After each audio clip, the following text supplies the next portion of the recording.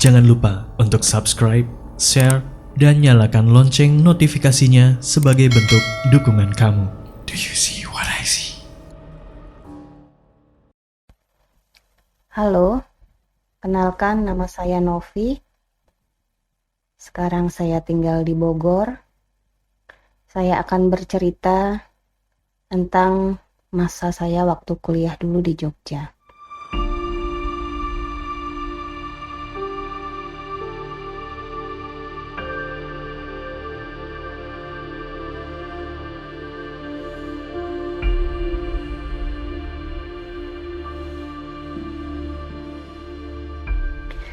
Saya asli Jogja, cuma berasal dari Kalimantan Timur, Balikpapan, karena orang tua saya bekerja di Balikpapan.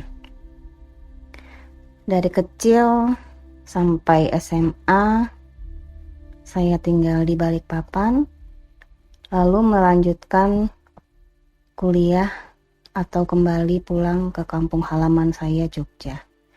Dari sinilah awal cerita saya.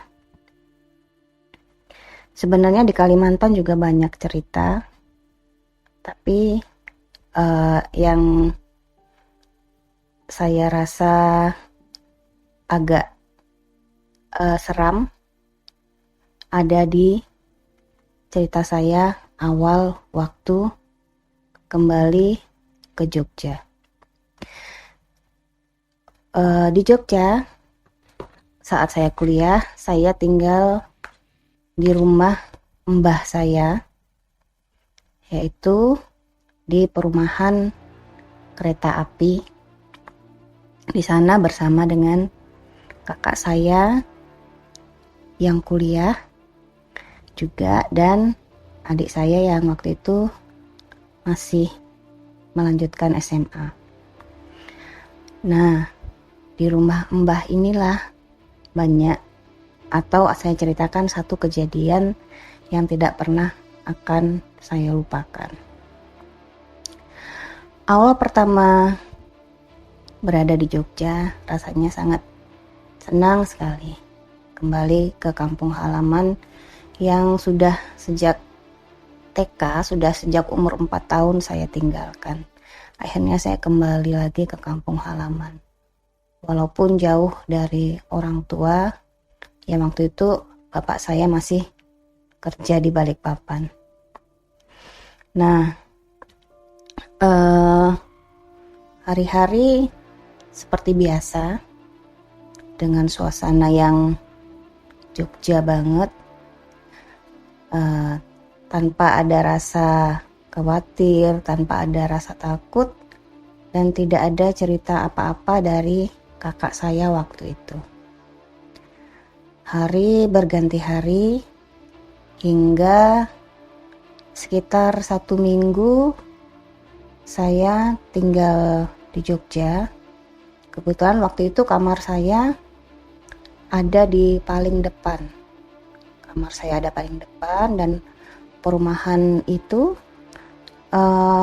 saling berhimpitan dindingnya antara rumah satu dengan rumah lainnya. Kebetulan posisi kamar saya pas depan jalan dan seberangnya adalah masjid. Nah, awalnya satu malam saya tidur, tiba-tiba di tengah malam saya terbangun. Itu rasanya seperti kasur itu seperti seperti diayak, seperti ada gempa, tapi kenapa hanya kasur saya yang goyang? Itu seminggu setelah saya tinggal di Jogja. Saya anggap itu hanya mimpi, tapi mimpi itu seperti nyata karena saya terduduk waktu itu. Saya hanya heran, kok bisa seperti ini gitu. Mungkin saya mimpinya sambil duduk ya, mungkin ya. Dalam mimpi itu saya mungkin dalam kondisi duduk, itulah udah saya berpikir positif saja. Kemudian hari berganti hari lagi, semuanya berjalan seperti biasa. Dan saya juga tidak mengadu ke kakak saya atau mbah saya waktu itu. Kebetulan kamar saya dengan kakak saya hanya dibatasin dinding yang ada jendelanya. Jadi dalam satu kamar itu disekat jadi 2 dan kami bisa berkomunikasi lewat jendela di tengah-tengah antara kamar saya dan kamar kakak saya. Nah, beberapa hari setelah kejadian itu, semuanya pun berjalan seperti biasa. Waktu itu saya karena baru lulus SMA, masih mencari tempat kuliah yang pas buat saya. Tes sana, tes ini, ujian sana untuk mendapatkan fakultas yang cocok buat saya. Jadi kondisinya belum kuliah waktu itu. Kebanyakan di rumah. Sedangkan kakak sibuk kuliah dan adik juga mempunyai kesibukan sendiri karena masih SMA. Beberapa minggu atau beberapa hari kemudian kejadian yang agak aneh pun terjadi. Tuh, tetap di kamar yang sama. Kalau mau tidur itu rasanya seperti ada yang mengamati. Entahlah gitu, tapi tidak tampak siapa sih yang mengamati. Rasanya agak-agak aneh seperti itu. Hanya perasaan saja. Saya tetap berpikiran positif. Hari, berganti minggu, berganti bulan. Akhirnya saya mendapatkan tempat saya kuliah. Saya sudah kuliah, berarti itu sudah beberapa bulan saya tinggal di rumah mbah. Nah, suatu saat saya pulang kuliah, saya capek, saya lelah. Sore waktu itu menjelang maghrib, lalu saya rasanya kok pingin ya tidur di kamar mbah di belakang sambil ngobrol gitu. Posisi kamar mbah ada di sebelahnya lagi kamar kakak saya. Nah, waktu itu saya beri gambaran sedikit. Kamar mbah itu masih model yang seperti ada kelambunya ya, antara sisi kanan dan sisi kiri kan berarti ada besinya tuh. Nah, besi kelambu itu tapi tidak dipasangi kelambu, tuh kosong, dipasang seperti di situ mbah memberi tali untuk menjemur mukena kalau habis sholat, nah atau sajadah gitu. Nah, setelah saya ngobrol sama mbah di ruang dapur, saya masuk ke kamar mbah, saya leyeh-leyeh di situ, saya tiduran, berarti belum tertidur ya. Tiba-tiba ada suasana yang aneh waktu itu. Suasana yang aneh sama seperti di kamar saya, di kamar depan. Rasanya ada yang mengamati, tapi ini mengamatinya sangat lekat gitu. Di mana ya gitu? Siapa yang sedang mengamati? Saya lalu sambil posisi tiduran, tiba-tiba mata saya menuju ke jemuran atau tali jemuran yang ada di sudut mata saya. Itu sekitar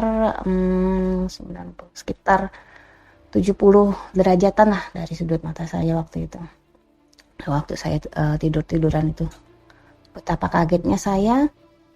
Ternyata di situ ada kepala sedang menggantung. kepala yang hanya benar-benar kepala saja, tidak ada badannya, hanya sebatas sampai leher. Situ adalah kepala yang berwujud laki-laki. Wajahnya agak hitam, pipinya gembul, dan dia seperti tertawa, menertawakan saya. Tapi tidak ada suaranya. Cuma perasaan saya tuh seperti bukan suasana di sekitar alam kita, tapi udah di tengah-tengah, masuk ke tengah alamnya dia, alam lain seperti itu. Suasananya mencekam.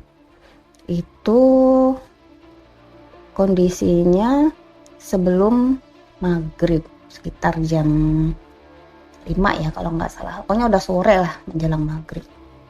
Nah, kepala itu tertawa, tapi saya lupa ada suaranya nggak ya. Pokoknya nyengir-nyengir gitu lah, gitu kelihatan giginya. Mukanya hitam tuh. Dia tidak jahat, cuma apa ya, kalau lihat kepala aja kan rasanya aneh kalau tanpa badan gitu. Ya cuma istighfar gitu, baca doa gitu dalam hati. Nah, saya baca doa, kepala itu malah turun gitu ke kasurnya Mbah gitu. Turun dari jemuran di ujung, mendekat lagi, lama-lama ada di samping sebelah kiri saya, dan itu masih cengar-cengir kepalanya. Tuh. Astagfirullahaladzim gitu, saya istighfar, dalam hati saya istighfar. Saya sambil baca doa, saya baca ayat kursi waktu itu. Sampai benar-benar kepala itu akhirnya hilang. Nah, kepala itu hilang, tidak lama terdengar suara azan maghrib. Nah, saya bertanya-tanya, kepala siapa ya gitu. Laki-laki, hitam, pipinya tembem, senyum-senyum, cengar-cengir, tapi nggak ganggu, maksudnya nakutin sih, nggak, cuma cengar-cengir aja gitu. Cuma saya agak shock waktu itu. Akhirnya saya bangun malamnya, waktu saya tidur, saya ngobrol sama kakak saya yang di samping kamar saya. Kita ngobrol lewat jendela. Mbak gitu, tadi sore adik tuh ini loh gitu. Saya ceritakan kejadian sebelum maghrib tadi. Tadi sore adik tuh lihat ini, didatangin kepala tahu gitu. Tapi kayak mimpi, kayak enggak, tapi beneran loh gitu. Orang adik melek kok, orang azan juga kedengeran. Saya cerita seperti itu ke kakak saya. Kira-kira siapa ya Mbak? Gitu. Mbak tahu nggak ada cerita gitu-gitu? Atau pernah diliatin gitu? Oh, itu pengen kenalan, kata mbak saya. Siapa yang pengen kenalan gitu? Emang pernah lihat? Enggak sih, nggak pernah gitu. Tapi kamu belum tahu Vi gitu. Emang tahu apa mbak gitu? Itu kan yang di samping tembok kamarmu itu, kamarnya si sebut saja namanya Gembul ya, si Gembul gitu. Si Gembul siapa? Itu temannya Om gitu. Nah, saya punya Om tuh. Om saya punya teman. Nah, namanya tetangga. Jadi Om saya itu kan anaknya Mbah tuh. Nah, tetangganya itu teman waktu SMA-nya Om, namanya si Gembul.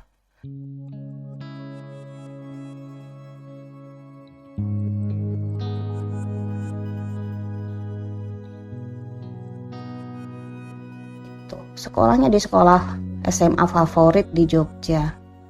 Nah, dan si Gembul ini termasuk orang yang juara di kelasnya waktu SMA. Nah, kembali ke cerita kakak saya. Si Gembul siapa mbak? Gitu. Mulailah mbak saya cerita. Dulu Om Gembul itu pinter gitu. Tapi sayang, kepintarannya itu membuat ambisinya sangat besar.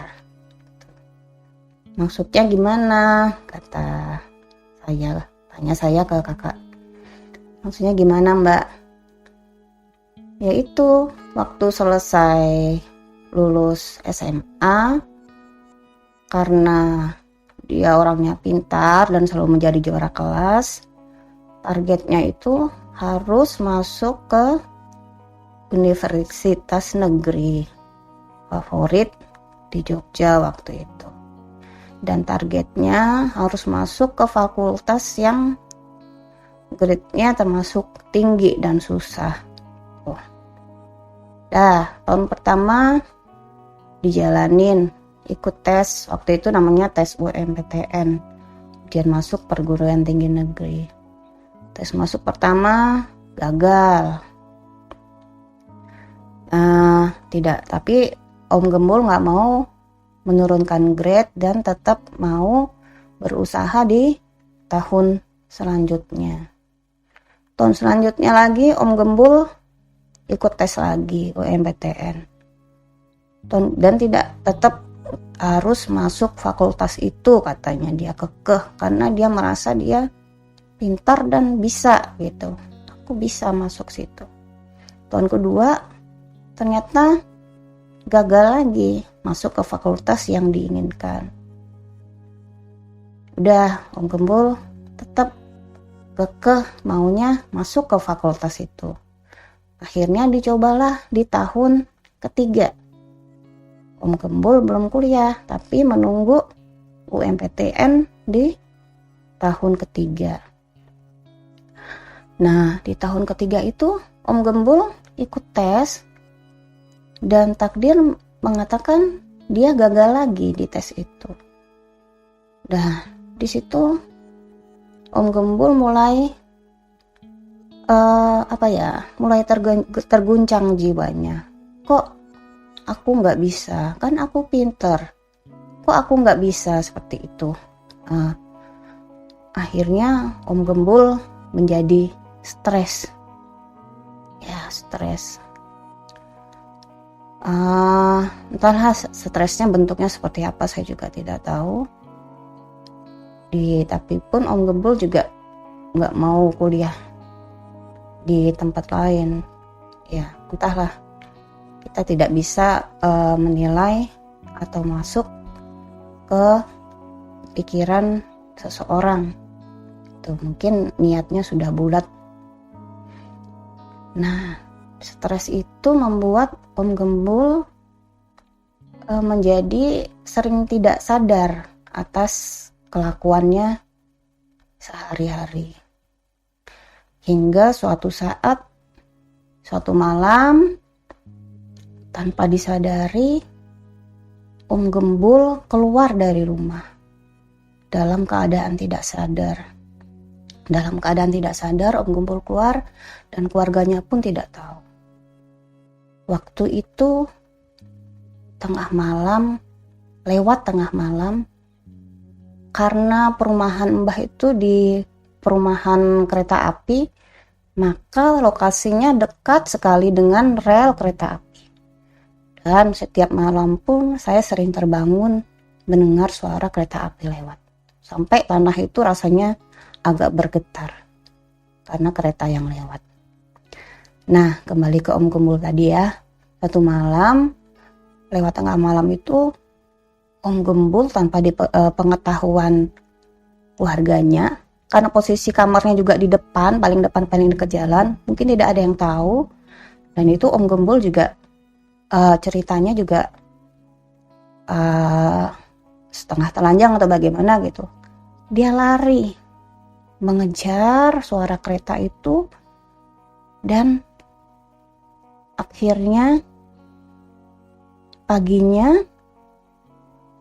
ditemukan Om Gembul sudah tidak bernyawa tertabrak kereta.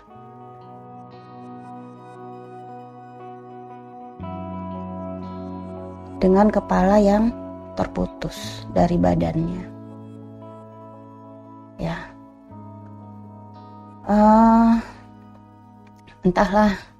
Yang jelas saya sebagai tetangga kamarnya Om Gembul, meskipun tidak mengenal beliau, tidak pernah bertemu, tapi yang saya rasakan Om Gembul ingin menampakkan diri kepada saya dan mengatakan, ini loh, saya ada, saya tetangga kamarmu di sebelah.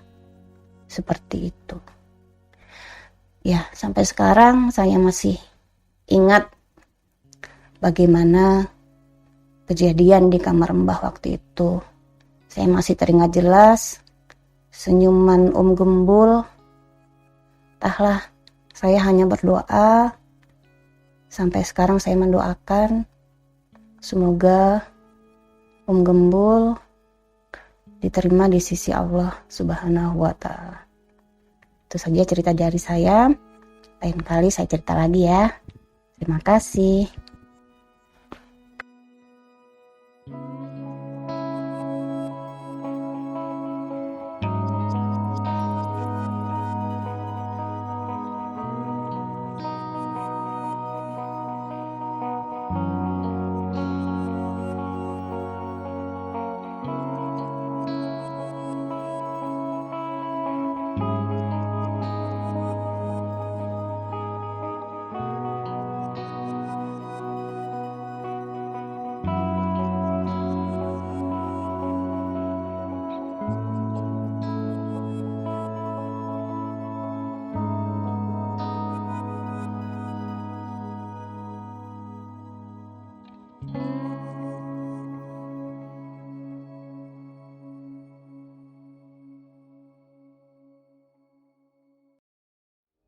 Kamu juga punya pengalaman horor? Kirim cerita kamu ke alamat berikut. Do you see what I see?